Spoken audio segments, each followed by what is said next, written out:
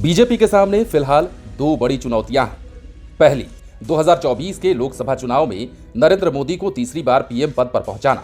दूसरी, बिहार में अपना सीएम होना, यानी बिहार में अपने दम पर सत्ता हासिल करना। और बीजेपी के नेता बिहार में तभी सीएम की कुर्सी पर बैठ सकते हैं जब उसकी राह से नीतीश कुमार हट जाएं। और ये तभी संभव है जब या तो नीतीश कुमार फिर से एनडीए में आ जाएं या फिर उनकी ताकत को खत्म कर दिया जाए। पॉलिटिकल एक्सपर्ट की माने तो बीजेपी अपनी स्ट्रैटेजी बनाते हुए सधी चाल से कदम आगे बढ़ा रही है। वो नीतीश कुमार को पहले तो एनडीए में मिलाना चाह रही है और ऐसी स्थिति नहीं होने पर उन्हें सियासी रूप से पंगु बना देना चाह रही है, यानी उनके अगल बगल के सियासी चक्र को खत्म कर देने की मंशा। इसके संकेत भी मिलने लगे हैं। खुद नीतीश कुमार ही कह रहे हैं कि बीजेपी उन्हें अब तक 2 बार फोन कर चुकी है। हालांकि इसे वो नॉर्मल बता रहे हैं, लेकिन कुछ ऐसी बातें ही इन दिनों हो रही हैं, इससे साफ संकेत मिल रहे हैं कि कुछ ना कुछ बात जरूर है। पॉलिटिकल एक्सपर्ट ये भी मानते हैं कि नीतीश कुमार को कमतर आंकना बीजेपी की बड़ी भूल होगी। लेकिन सबसे बड़ा सवाल यह है कि आखिर बीजेपी नीतीश कुमार को बार बार फोन क्यों कर रही है, और यदि कर भी रही है तो वो मीडिया में क्यों बात हो रही है।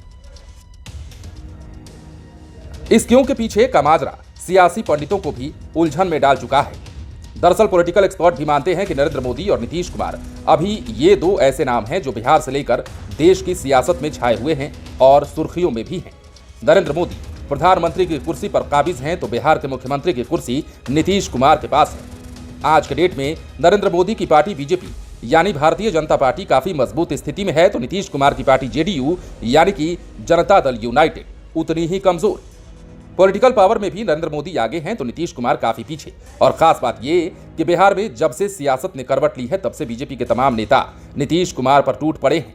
बिहार ही नहीं, देश के दिग्गज नेताओं में शामिल केंद्रीय मंत्री अमित शाह और राष्ट्रीय अध्यक्ष जेपी नड्डा तक ने नीतीश कुमार पर खूब बातें कही हैं और लगातार बोल भी रहे हैं, लेकिन नरेंद्र मोदी बिल्कुल मौन साधे हुए हैं।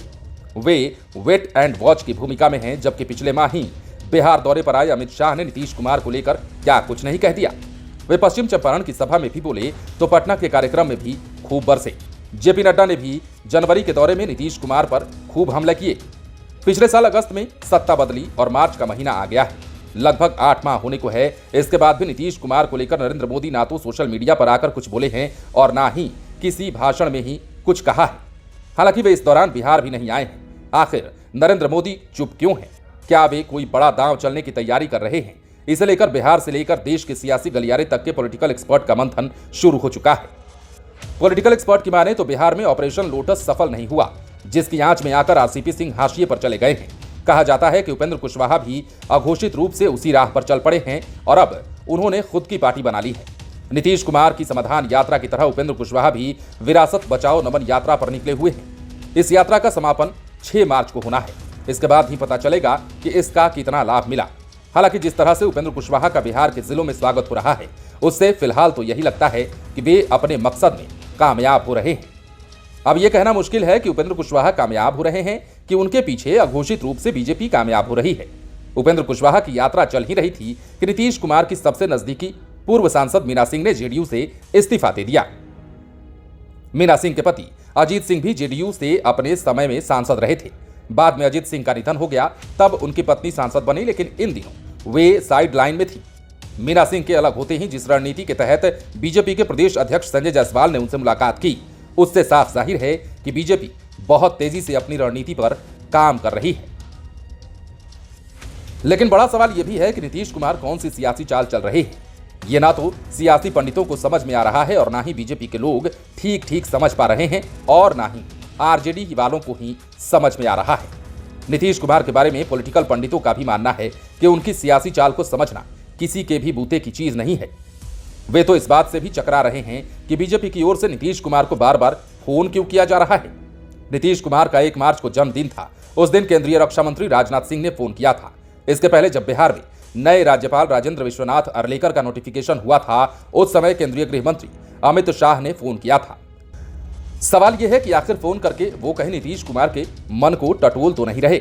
दूसरा कि जब फोन आया ही तो फिर उन्होंने सार्वजनिक रूप से क्यों बताया? उनके बताने के पीछे की क्या सियासत है?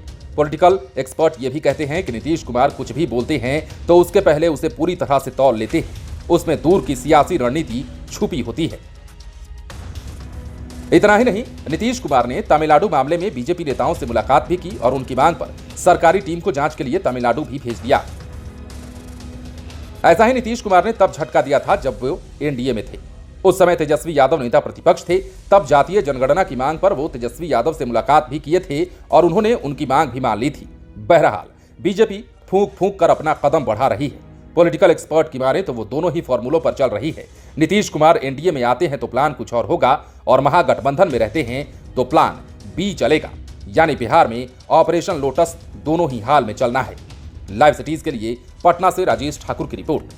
यदि अब तक आपने हमारे YouTube चैनल को सब्सक्राइब नहीं किया है तो सब्सक्राइब कर लीजिए।